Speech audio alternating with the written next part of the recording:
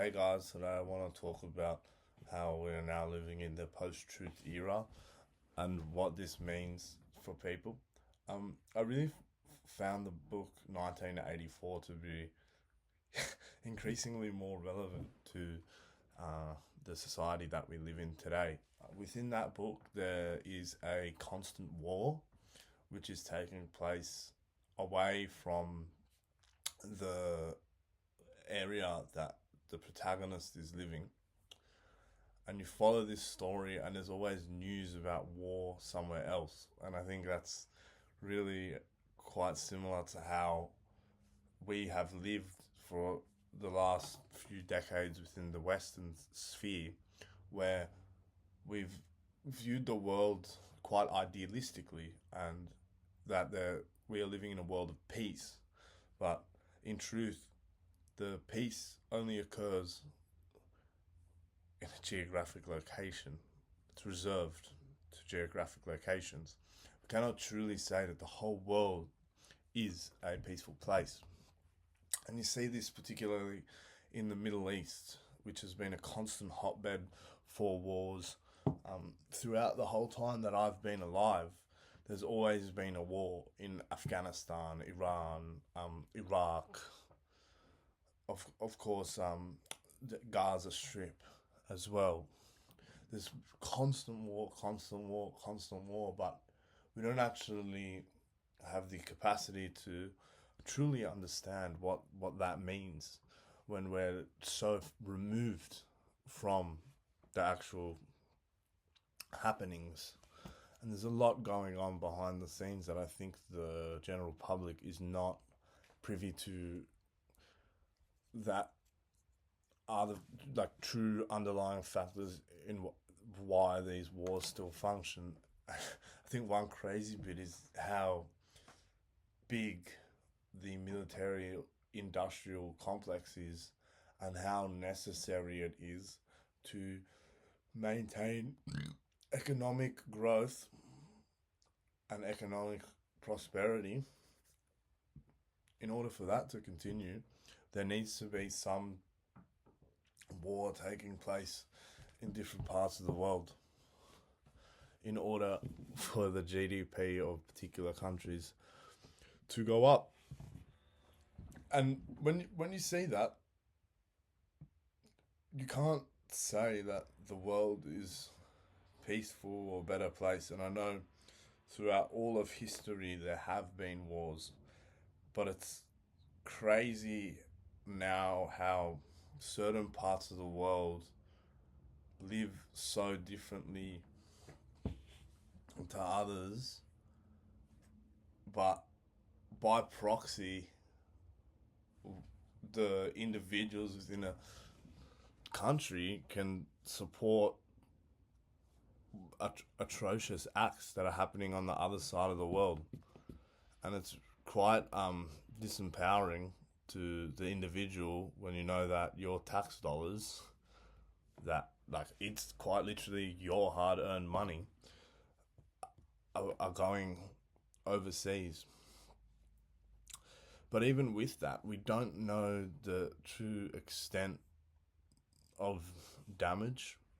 And this goes for many, many things. Like, for example, my sister is traveling in Europe at the moment, and she said that there was a warning about cyclones in Australia. Now, we had some bad weather the other day for about 2 days, but you hear cyclone, you think a far more severe weather system is having an effect on the area than just some bad weather, some extra rain and whatnot.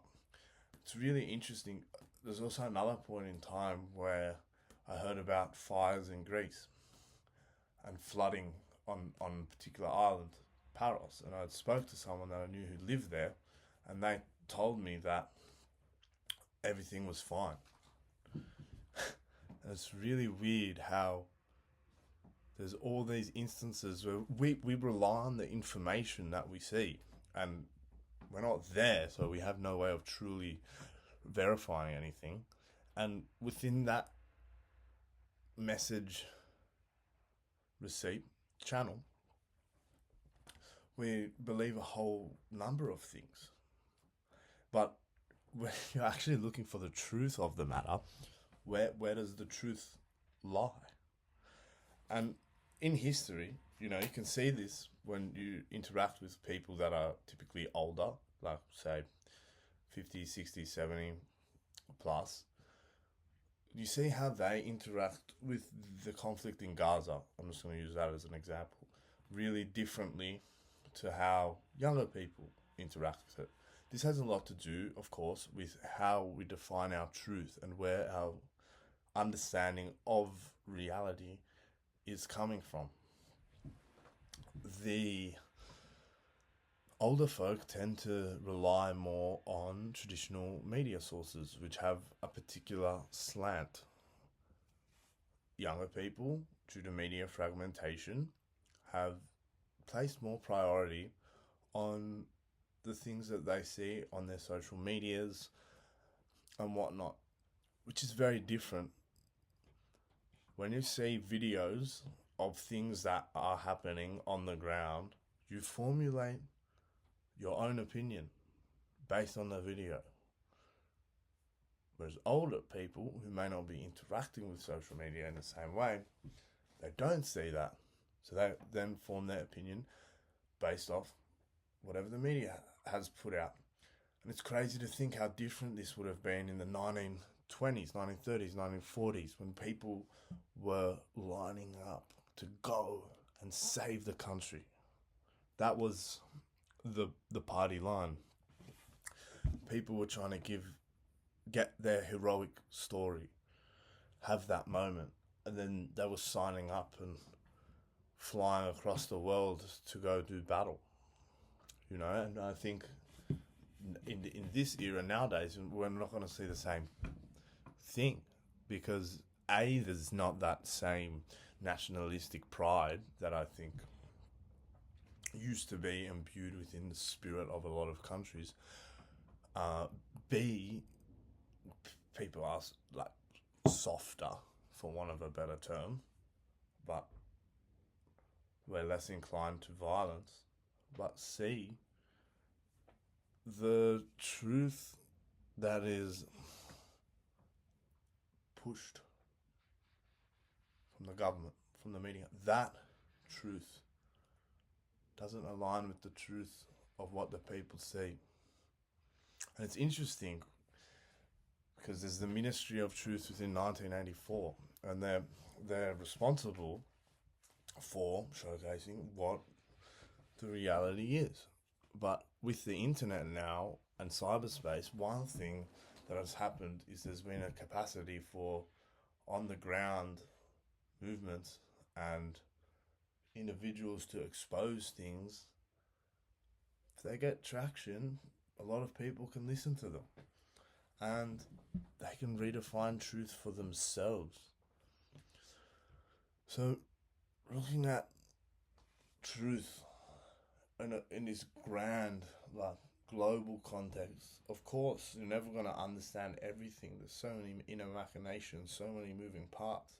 But the ability for the systems of power to control truth and reduce opinions has gone out the window. When it was just newspapers, think about how much easier it would have been for a government to control what the people thought, because you couldn't see anything. But now all of a sudden you can see exactly what's happening somewhere and then go, oh wow, actually no, this is what I think because I've seen it. But then it gets one extra layer of craziness with the truth, because now there's AI. So you can think that you're seeing what is actually occurring, but it's not even real, which is another crazy element that I almost can't believe this is real, this is reality. But yeah, we're so far beyond one understanding of the truth and of any event. Of course, there's going to be differing opinions, and there always have been, but the sheer magnitude of opinion now is astronomical. It's so much greater. There's so much information, and with information coming from AI, we will continue to see this confusion, and people don't know. People simply don't know what is happening, the true extent of what is happening. People will not agree, which is a shame. It is a shame, because there is an underlying truth. There's always a truth. Events happen. For example, I'll drop this. The pen's fallen. Okay, the truth of what just occurred was the pen was here and it fell. Now you can no longer see the pen. But this can be warped, especially by distance. People, it's very hard to truly know something, have gnosis, unless you're present in the event. So we're just moving into this post-truth world. And it's crazy, because the politicians and everything, they play into this and they just bend reality. They're psychopathic, a lot of them, truthfully. And they will say whatever to whomever they need to at that point in time. But their words mean nothing. I think we've seen this for many years. Politicians have zero accountability. And I remember this guy in the sauna said to me, until the people can say, hey, you haven't done this, you said you're going to do this, that, and the other, and we're going to hold you accountable. Until the people say that, the words don't need to mean anything. There doesn't need to be truth, because there's no repercussion for the lies.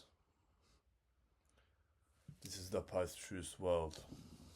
Until there is a repercussion for the lie, then reality is merely something to be played with for whatever benefit one may see fit.